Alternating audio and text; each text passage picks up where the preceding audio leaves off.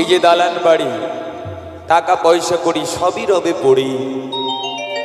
আমাদের একা একা চলে যেতে হবে আমাদের আপন বাড়ি মা। একদিন এক ভক্ত আমাকে আসরের ভিতরে প্রশ্ন করেছিল, অনুপ বাবু, আপনি যে বলছেন হরিনাম করো, হরিনাম করো, কৃষ্ণ নাম করো, গলায় তুলসীর মালা নাও, এই হরিনাম করলে পারে কি হবে? হরিনাম করলে লাভটা কি হবে? হরিনাম করলেও মরে যাব, আর হরিনাম না করলেও মরে যাব। তো হরিনাম করলে কি লাভ, আর হরিনাম না করলে কি লাভ? আমি বললাম, বাবা, তুমি প্রশ্নটা যেমন সুন্দর করেছো, তোমার উত্তরটাও সুন্দর হবে। কেমন মা? এই জগতে যারা ভক্ত মানুষ, যারা হরিনাম করে, কৃষ্ণ নাম করে, গলায় তুলসীর মালা নেয়, তাদের কি হয়?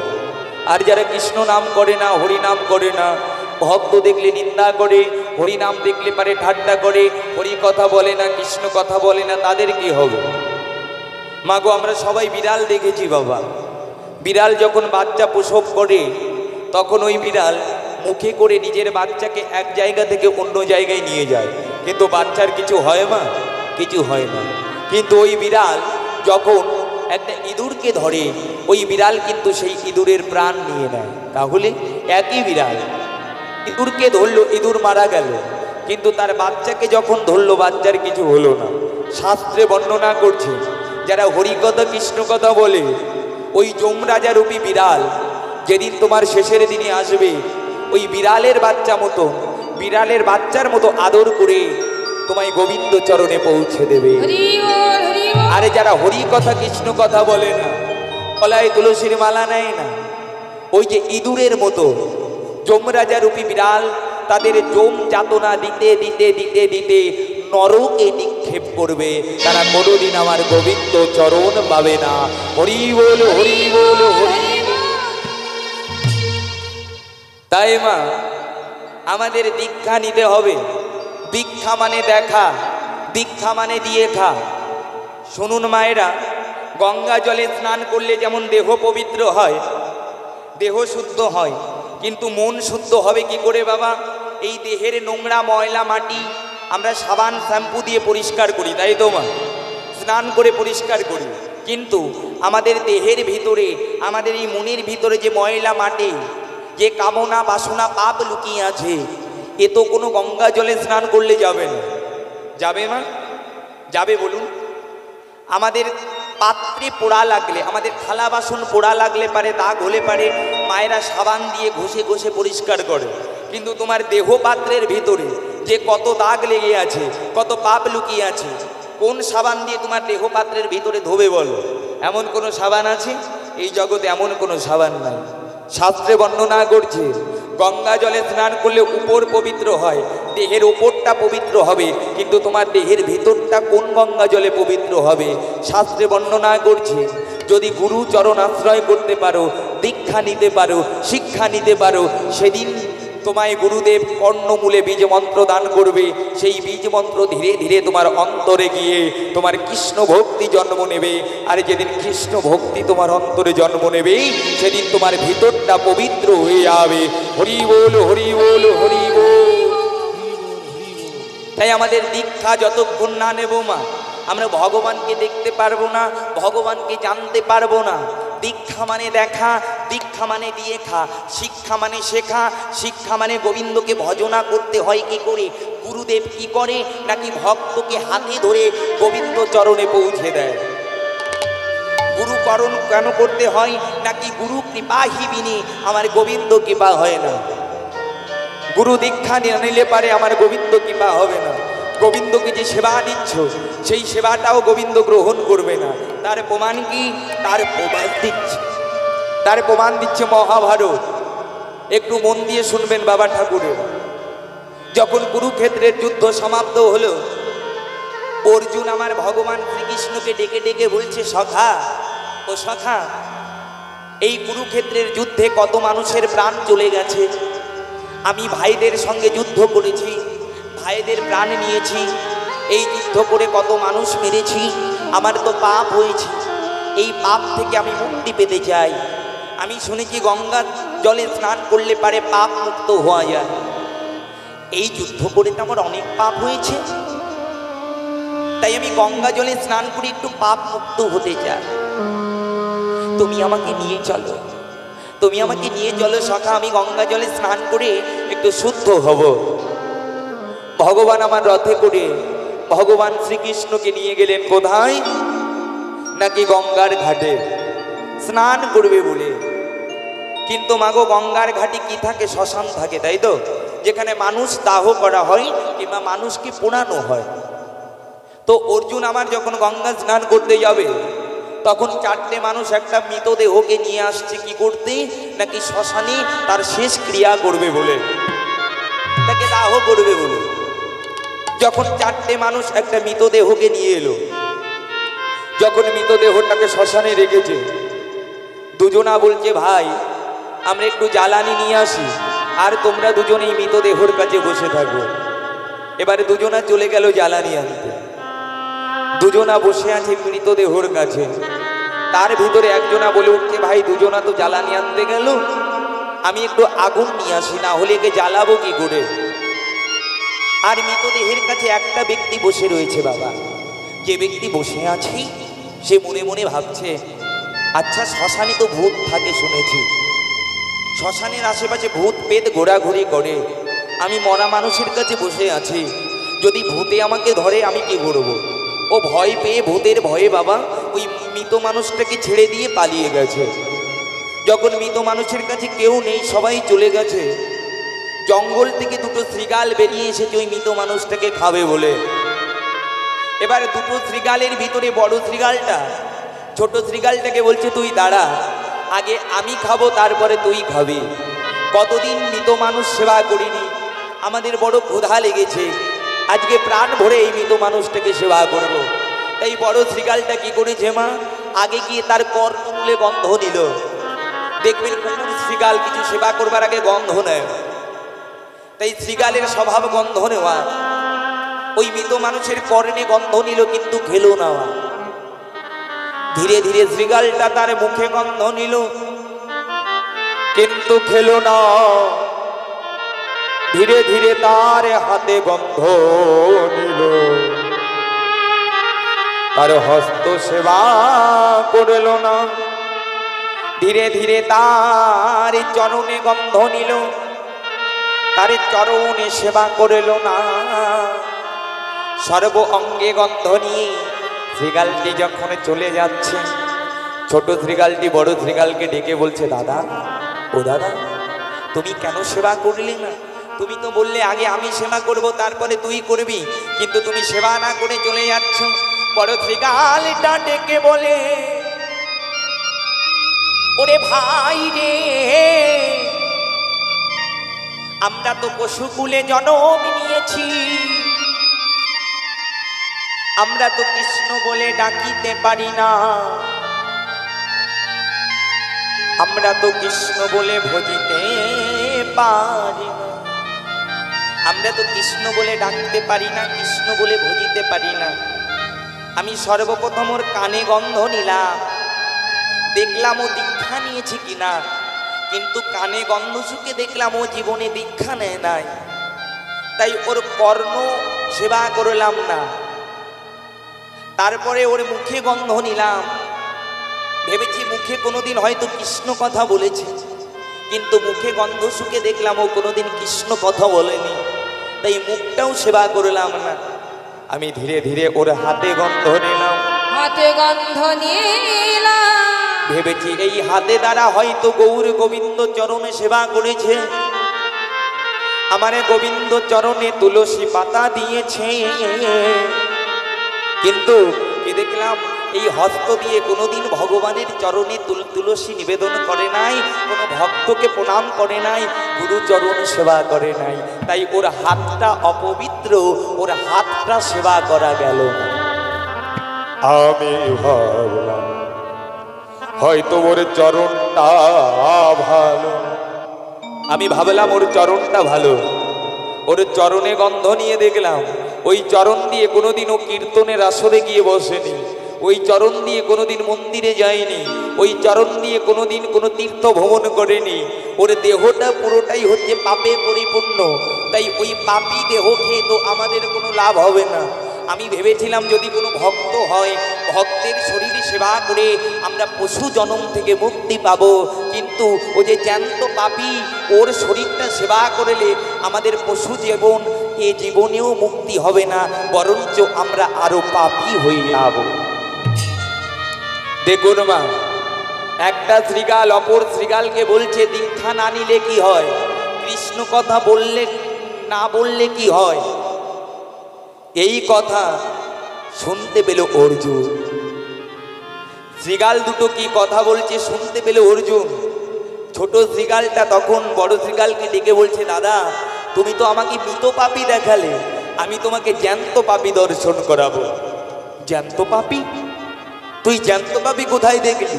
ওই দেখো, ওই দেখো অদূরে অদূরে অর্জুন দাঁড়িয়ে আছে। চুপ চুপ চুপ চুপ চুপ চুপ। ও যে অর্জুন, তুই কি জানিস না ওর একটি বাণে আমাদের প্রাণ চলে যেতে পারে। চুপ চুপ, কথা বলিস না। ও যে পাণ্ডব, ও যে অর্জুন ভগবান শ্রীকৃষ্ণের সখা, ও যদি শুনতে পায় ওকে পাপী বলেছে, ও আমাদের এক তীরে প্রাণ নিয়ে নেবে। ছোট শ্রীগালটা বলছে আমাদের প্রাণ নেয়নি, আমাদের তাতে কোনো দুঃখ নেই। অর্জুন এই কথা শুনতে পেল। অর্জুন শ্রীগাল দুটোকে ডেকে বলছে, শ্রীগাল শ্রীগাল, তোমরা বনের পশু হয়ে তোমার এত বড় ক্ষমতা, তোমরা আমাকে পাপী বলো? শ্রীগাল দুটো এসে বলছে, হ্যাঁ অর্জুন, আমরা তোমাকে পাপী বলেছি। এই পাপী বলার জন্য যদি আমাদের মৃত্যুদণ্ড দাও তুমি দাও, তাতে দুঃখ নেই, কিন্তু আমাদের দুটো প্রশ্নের উত্তর তুমি দিয়ে যাও। অর্জুন আমার বললেন, ওরে বনের পশু শ্রীগাল, তোরা আমাকে প্রশ্ন করিস, বল কি প্রশ্ন? অর্জুনকে দেখে বড় শ্রীগাল বলে, ও গো অর্জুন, তুমি কি বলতে পারো, তুমি কি বলতে পারো গঙ্গা স্নান করলে কি হয়? ওরে বনের পশু,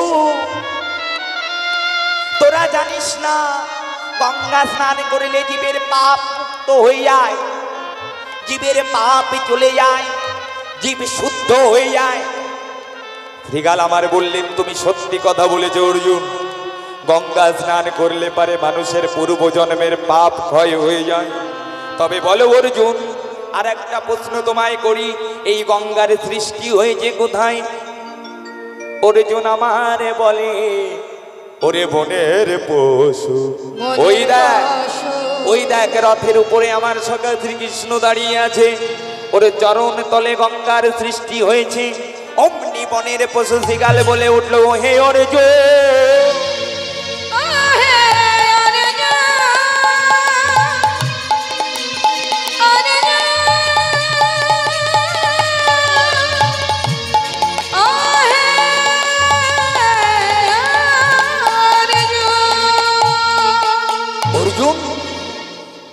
যদি গঙ্গা স্নান করলে মানুষের পাপ মুক্ত হয়, আর যদি গঙ্গার সৃষ্টি ভগবান শ্রীকৃষ্ণের চরণে থাকে, তাহলে বলে দাও অর্জুন, যে কৃষ্ণ তোমার সখা, যে কৃষ্ণ তোমার বন্ধু, যে কৃষ্ণের চরণে স্বয়ং গঙ্গা থাকে, তাহলে তুমি ওই কৃষ্ণের চরণে ধুয়ে কেন গঙ্গায় স্নান করতে এলে? বলে অর্জুন, তাহলে সেই কৃষ্ণের চরণ ধুয়ে তুমি কেন গঙ্গা স্নান করতে এলে? অর্জুন আমার মনে মনে ভাবে, তাই তো, তাই তো, ওই কৃষ্ণের চরণেই যদি গঙ্গা থাকবে, তবে আমি কৃষ্ণের চরণে শরণ না নিয়ে কেন গঙ্গা স্নান করতে এলাম? অর্জুন আমার গঙ্গা স্নান না করে কৃষ্ণের চরণ দুটি জড়ায়ে ধরে, বলে ওরে সখা, তুই তোর বিশ্বরূপ আমায় দেখা।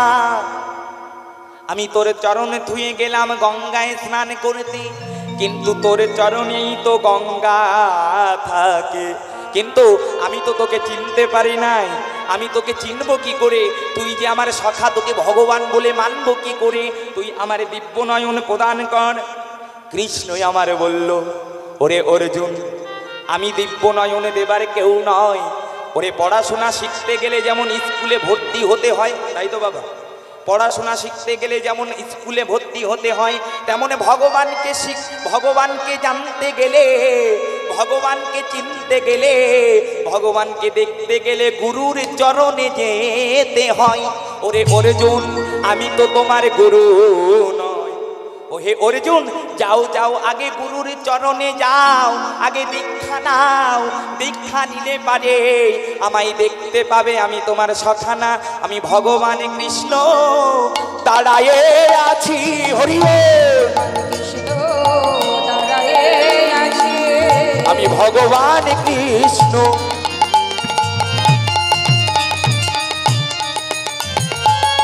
দাঁড়ায়ে আছি। আমি ভগবান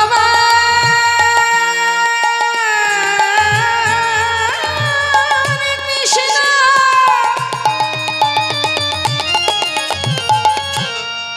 দাঁড়ায়ে আছি। তুমি দীক্ষা নিলে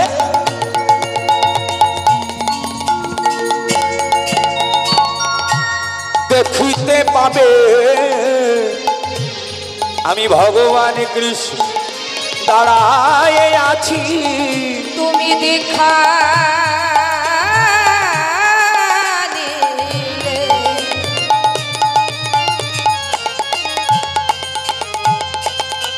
দেখিতে পাবে,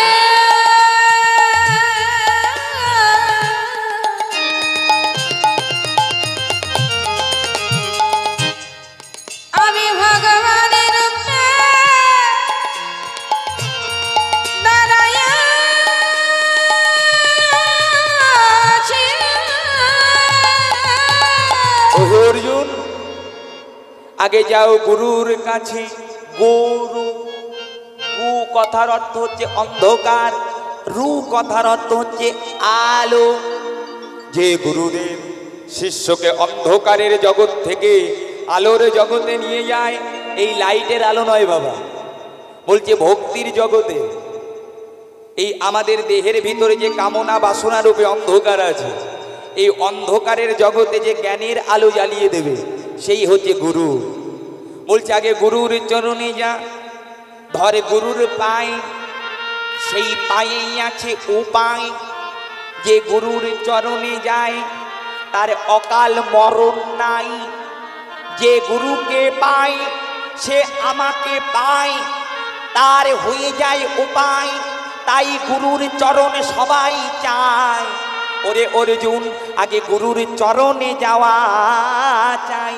গুরুর চরণে না গেলে পারে ওরে কৃষ্ণ ভক্তি মেলে না রে, মেলে না।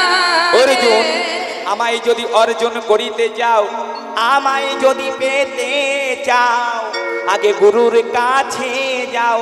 বলি ধরো ধরো গুরুর চরণ ধরো, ধরো ওই গুরুর চরণ ধরো।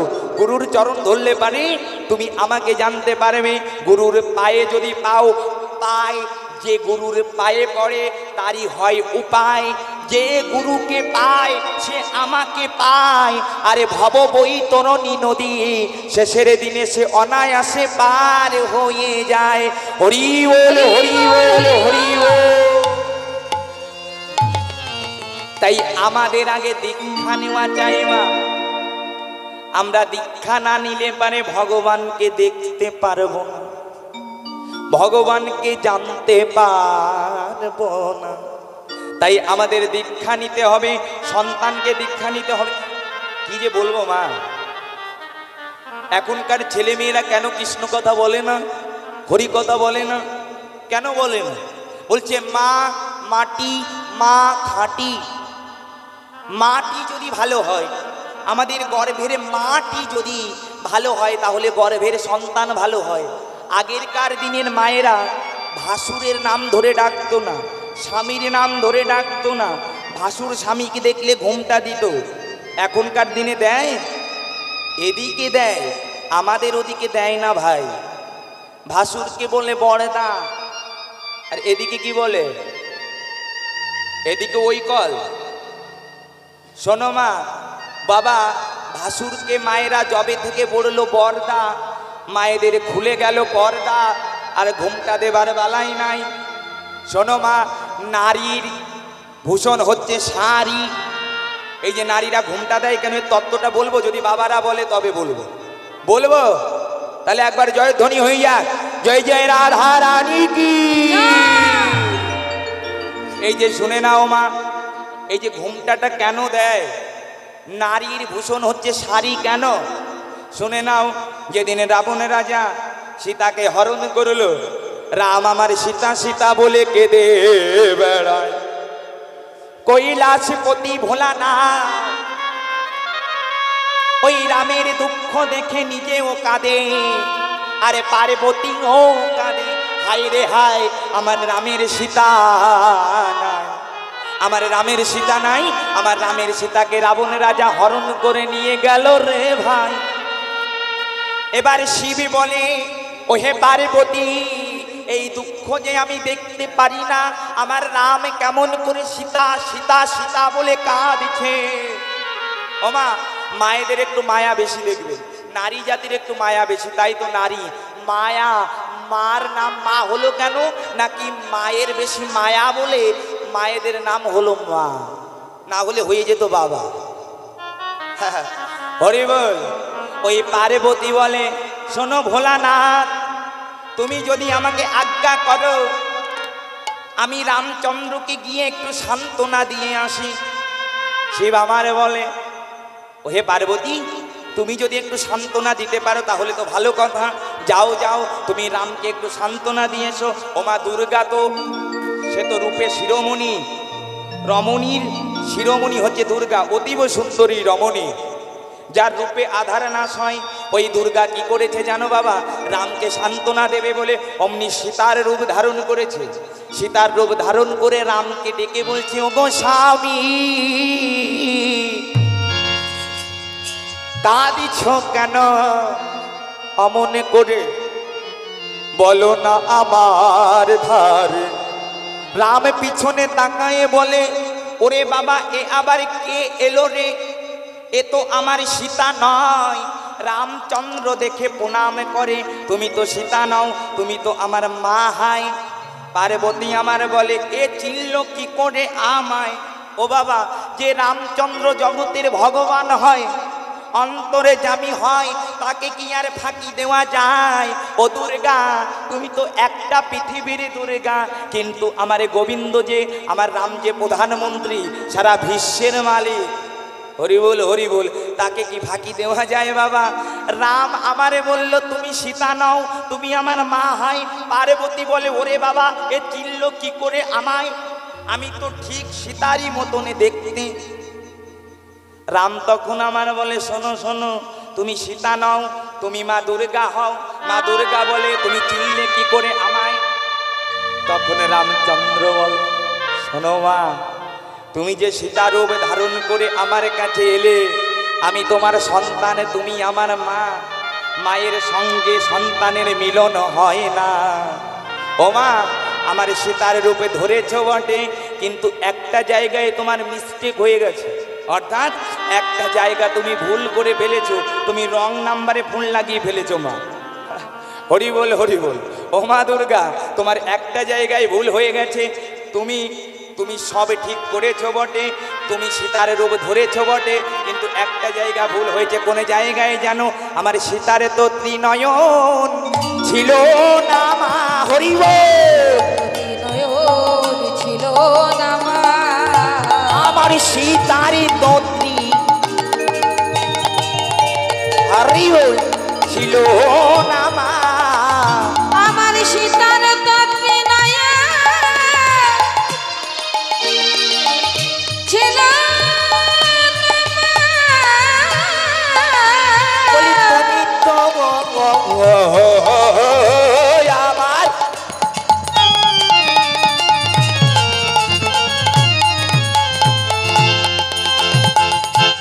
সীতা নাও হে আমার সীতার দত্রী নয়নে ছিল না মা। বলি তুমি তো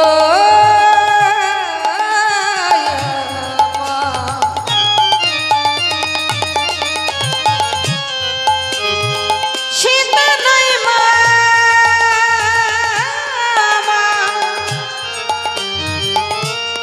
সীতার দত্রী নয়া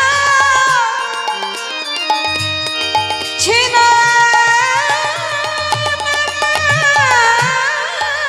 ও মা আমার সীতার তো ত্রিনয়ন ছিল না। যখন ধরা পড়ে গেছে মা, দুর্গা আমার লজ্জা পেয়ে এক হাত ঘুমটা ঢেলে দিয়েছে। ছি ছি ছি ছি, আমি এ কি করেছি? যেই দুর্গা আমার এক হাত ঘুমটা দিয়েছে অমনি রামচন্দ্র আশীর্বাদ করলেন, ও মা তুমি লজ্জা পেয়ে আজকে মাথায় ঘুমটা দিলে, আশীর্বাদ করলাম আজ থেকে নারীর লজ্জা হবে মাথার ঘুমটা। হরিবল হরিবল। সেদিন থেকে নারীদের মাথায় ঘুমটা দেওয়া শুরু হয়ে গেল। আরে বলল যে নারীর মাথায় থাকবে ঘুমটা তার সতীত্ব বজায় থাকবে, তাকে সতী রামণী বলবে। সেই কারণে নারীরা ঘুমটা দেয় মাথায় মা। বুঝতে পারলে? ঘুমটার জন্ম হয়েছে কি করে? সেদিন থেকে ঘুমটার জন্ম হলো। আর এই কারণে নারীরা ঘুমটা দেয়। বলছে যে নারী মাথায় ঘুমটা দেয় না তাকে অসতী রমণী কয়, আমার মুখের কথা নয়। বলছে সতী নারীর পতি হয় পর্বতেরও চূড়া, অসতীর পতি হয় ভাঙা নৌকার গোড়া। শুনে নাও মা, যে সতী রমণী তার পতির নাম ধরে ডাকে তার পুণ্য ক্ষয় হয়ে যায়। যে সতী রমণী তার স্বামী সেবা করবার আগে সেবা করে তার পুণ্য ক্ষয় হয়ে যায়। যে সতী রমণী স্বামী ছোবার আগে ঘুমোয় তার সতীত্ব নষ্ট হয়ে যায়। শুনে নাও মা, স্বামী সেবা করবার আগে সেবা করতে নেই, স্বামীর পাতে একসঙ্গে সেবা করতে নেই, স্বামীর পাতের লবণে সেবা করতে নেই, তাহলে স্বামীর পরমায়ু সেবা করা হয়। স্বামীর আগে শয়নে যেতে হয় না। যদি কোনো নারী সন্ধ্যাবেলায় ঘুমোয় তাকে রাক্ষসের ঘুম বলে। যদি কোনো নারী সন্ধ্যাবেলায় খায় তাকে রাক্ষসের সেবা বলে। যদি কোনো নারী সন্ধ্যাবেলায় মুখ কালো করে বসে থাকে সেই বাড়িতে অলক্ষ্মী প্রবেশ করে, সেই বাড়ি থেকে লক্ষ্মী চলে যায়। তাই নারী আমার সংসার সুখে হয় রমণীর গুণে। আর সেই রমণী যদি আনারী হয়ে যায় সংসার ধ্বংস হয়ে যায়। একটা নারী চাইলে মরা স্বামী বাঁচাতে পারে, তার প্রমাণ কি বেহুলা সতী মরা স্বামীকে বাঁচিয়েছে না মা? বাঁচিয়েছে তো বাবা।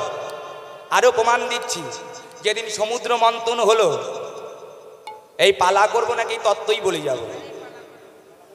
তত্ত্বই বলবো, তত্ত্বই চালাবো? ঠিক আছে। ও মায়েরা কি বলেন? এই তত্ত্বই শুনবা? তাই একটু উলুর ধ্বনি দাও দেখি।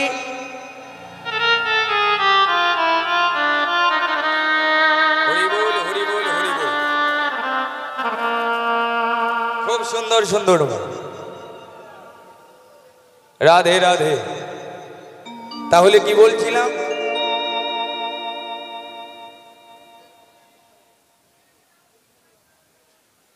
কি তত্ত্বটা বলতে চাচ্ছিলাম ভুলে গেছে? হ্যাঁ, বাবাদের মনে আছে। মরা স্বামী বাঁচাতে পারে। যেদিন সমুদ্র মন্থন হয়েছিল বিষ উঠেছিল মা, ওই বিষকে পান করেছিল। বিষ পান করেছিল দেবাদিদেব মহাদেব। যখন বিষের জ্বালায় দেবাদিদেব মহাদেব ছটফট করছে তখন পার্বতী মহাদেবকে ডেকে বলল, গো স্বামী তুমি চিন্তা করো না, আমি তোমাকে বাঁচিয়ে নেব। পার্বতীর এই পয়োধরে ছিল অমৃত। সেদিন পার্বতী শিবকে বলেছিল, একদিনের জন্য তুমি আমার পুত্র হয়ে যাও। শিব আমার একদিনের জন্য পার্বতীর পুত্র হয়ে যায় এবং পয়োধর পান করে। তখন তার বিষ জমা হয় কণ্ঠে। সেদিন থেকে শিবের নাম হয়ে যায় নীলকণ্ঠ। কিন্তু ওই পার্বতী যেদিন মারা গেল, ওই দক্ষ কুণ্ডে নিজের প্রাণ দিল, শিব বাঁচাতে পেরেছিল বাবা? শিব বাঁচাতে পারে নাই। কিন্তু শিব যেদিন বিষ পান করেছিল পার্বতী বাঁচিয়ে নিয়েছিল।